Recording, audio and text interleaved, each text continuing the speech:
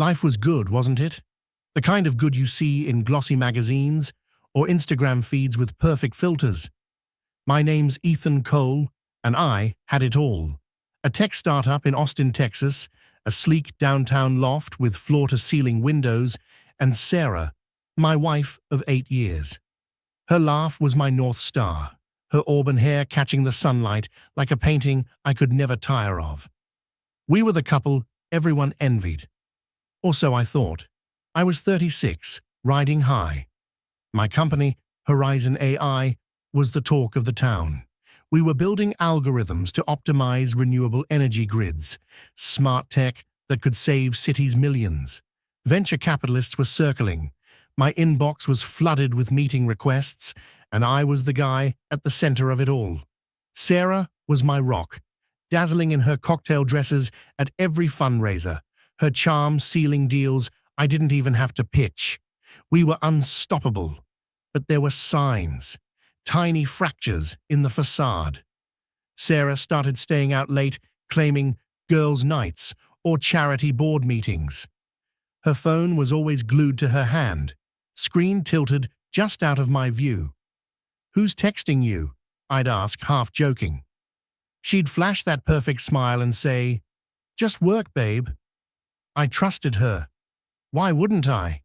She was my partner, my home. Then the migraines started, sharp, like a screwdriver, twisting behind my eyes. I brushed them off, too busy closing a $15 million deal with a California investor.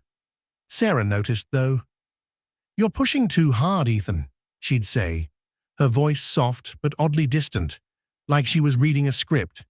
I'd shrug, swallow some Advil, and keep going, until I couldn't.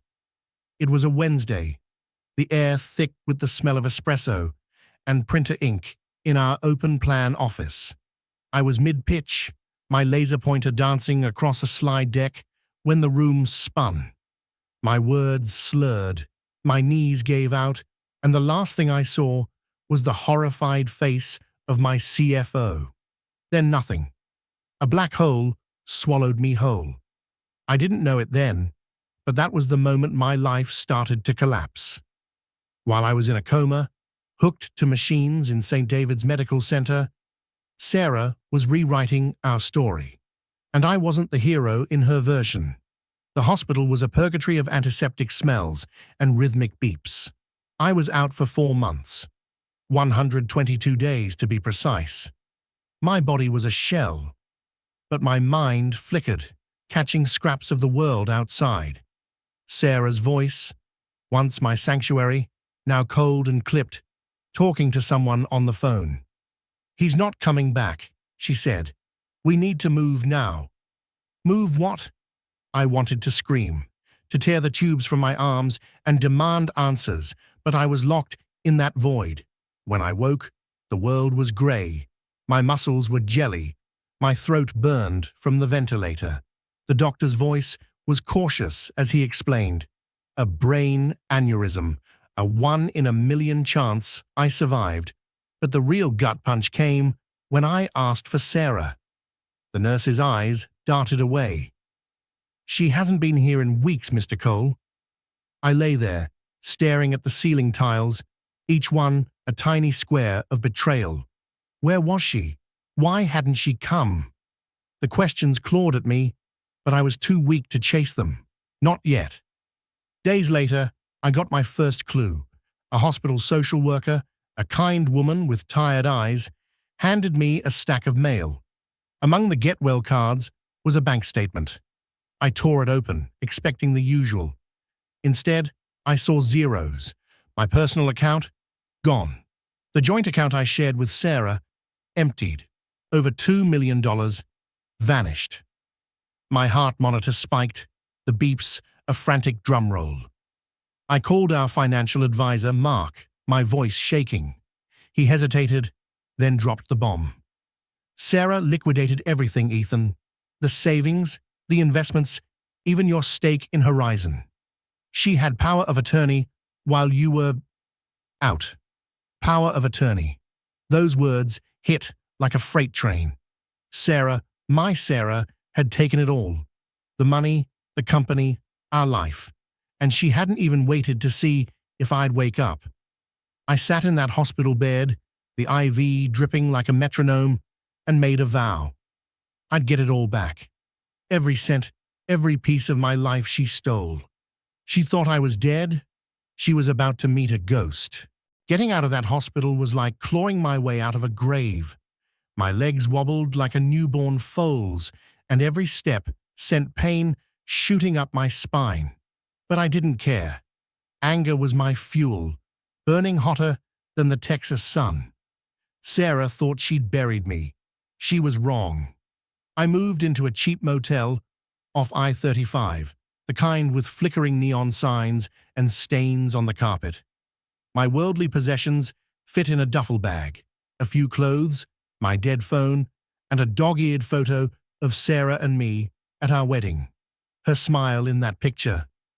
Had it always been a lie? First, I needed answers. I started with our bank. The teller, a kid barely out of college, looked at me like I was a ghost when I showed my ID. "Mr. Cole, your accounts are closed. Your wife handled everything months ago." I pressed him, my voice low but sharp. "Where'd the money go?" he stammered, pointing me to a wire transfer record. Over $2 million sent to an offshore account in the Caymans. Untraceable, he said. Next, I called Horizon AI.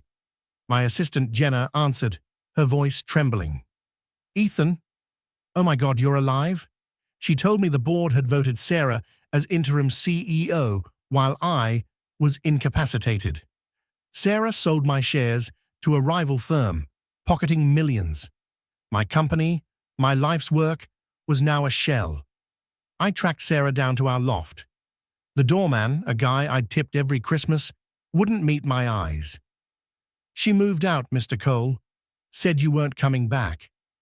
He gave me a forwarding address. A mansion in Westlake Hills, Austin's ritziest neighborhood. She'd upgraded while I was fighting for my life. I drove to the address in a rented Beater, my hands gripping the wheel so tight my knuckles went white. The house was a monstrosity. White columns, manicured lawns, a fountain that screamed new money. I rang the bell, my heart pounding, like a war drum. When Sarah opened the door, time stopped. She was stunning, as always. Her hair was swept up, her dress designer, but her eyes, those eyes I'd loved, went wide with something like fear. "Ethan," she whispered, like she was seeing a corpse. "You thought I was dead, didn't you?" I said, my voice ice. She stammered, invited me in, her hands fluttering like trapped birds. The house reeked of wealth. Marble counters, abstract art, a wine fridge humming in the corner. None of it was ours. She fed me a story, said she'd been protecting our assets, that the company was failing, that she'd saved what she could. But her lies were thin, unraveling with every word. I saw the new diamond on her finger, the tan line where our wedding band used to be. And then I saw him, a man in a tailored suit, stepping out of a home office. Older, maybe 50, with the smug grin of someone who'd won. "Who's this, darling?" he asked Sarah. Darling, the word was a knife. "This is Ethan," she said, her voice barely a whisper. He extended a hand, introducing himself as Victor Grant, a business partner. I didn't shake it. My eyes locked on Sarah's. "You moved on fast," I said. She flinched, but didn't deny it. I left that house with nothing but a fire in my chest. Sarah hadn't just taken my money. She'd taken my life, my future, and handed it to someone else. But I wasn't done, not by a long shot. I spent nights in that motel piecing together her betrayal. I hacked into old company servers, skills I hadn't used since my coding days. I found emails between Sarah and Victor, dating back a year. They'd planned this, the charity events, the late nights. It was all a cover. Victor was a hedge fund shark, and Sarah was his ticket to Horizon's tech. Time was against me. Victor was liquidating what was left of Horizon, and Sarah was funneling the profits offshore. If I didn't act fast, there'd be nothing left to reclaim. But I had one advantage. They thought I was broken. They were wrong. I was a man on borrowed time, racing a clock I couldn't see. Every day, Sarah and Victor were selling off pieces of my life, my company, my patents, my legacy. But I wasn't the same Ethan who'd collapsed in that boardroom. That man was gone. This one was a fighter, forged in betrayal and fueled by rage. I started small, gathering allies. Jenna, my old assistant, was my first recruit. She'd been pushed out of Horizon after Sarah took over, and she was as angry as I was. Over coffee in a diner that smelled of grease and regret, she slipped me a USB drive. "Financial records," she whispered. Sarah didn't cover her tracks as well as she thought. The drive was a goldmine. Invoices, wire transfers, shell companies linked to Victor. Sarah had been sloppy, assuming I'd never wake up. I spent nights cross-referencing data, my motel room a war zone of coffee cups and post-it notes. I found a pattern. Victor was using Horizon's tech to secure government contracts, then funneling the profits through his hedge fund. Sarah was his front, the grieving widow who'd saved the company. But I needed more than data. I needed leverage. I reached out to an old college buddy, Mike, now a private investigator in Houston. He owed me a favor from our startup days. "Dig into Victor Grant," I told him. "Find me something I can use." While Mike worked, I went after Sarah's new life. I tailed her, blending into Austin's crowds in a baseball cap and hoodie. She was living large, galas, yacht parties, always on Victor's arm. But I noticed something. Her smiles were forced, her eyes darting like she was waiting for a trap to spring. Did she know I was out? Did she feel me closing in? Mike called a week later. "Victor's dirty," he said. "Embezzlement, tax evasion, you name it. He's got a rap sheet the feds would love." Mike sent me a dossier, proof Victor had been skimming from his hedge fund for years. It was my first real weapon. I confronted Sarah again, this time at a charity gala. I slipped in with a borrowed tux, my heart pounding as I scanned the ballroom. There she was, in a red gown, laughing with Victor. I waited until she stepped away, then cornered her by the bar. "Enjoying my money?" I asked, my voice low. She froze, her champagne flute trembling. "Ethan, please." "Save it," I cut her off. "I know about Victor. I know about the Caymans, and I'm coming for it all." She tried to play innocent, but her eyes betrayed her. "You don't understand," she whispered. "He'll destroy us both." "Us?" I laughed, cold and sharp. "There's no us, Sarah. You made sure of that." I left her there, shaken, and slipped out before Victor noticed. But I'd planted a seed. Sarah was scared, and scared people make mistakes. Back at the motel, I built my case. The financial records, Victor's dossier, and now a new piece. A whistleblower from Horizon's board, fed up with Sarah's takeover. He gave me emails proving she'd forged my signature to sell my shares. It was enough to take to a lawyer. I found one, a pit bull named Rachel Diaz, who worked on contingency. "This is a slam dunk," she said, flipping through my evidence. "But we need to move fast. They're liquidating Horizon's last assets next week." The clock was ticking louder now. I could feel it in my bones, every second a step closer to losing everything, or taking it back. The courtroom was a battlefield, all polished wood and hushed whispers. I sat in a suit that felt like a costume, my hands clenched under the table. Across the room, Sarah sat beside Victor, her face a mask of composure. But I saw the cracks, the way her fingers twisted her new ring, the way her eyes avoided mine. She knew this was the end. Rachel had built a case like a fortress. Forgery, fraud, breach of fiduciary duty, she laid it all out, piece by damning piece. The financial records, the whistleblower's emails, Victor's shady past. The judge, a stern woman with steel-grey hair, listened intently as Rachel presented our evidence. Sarah's lawyer tried to spin a story.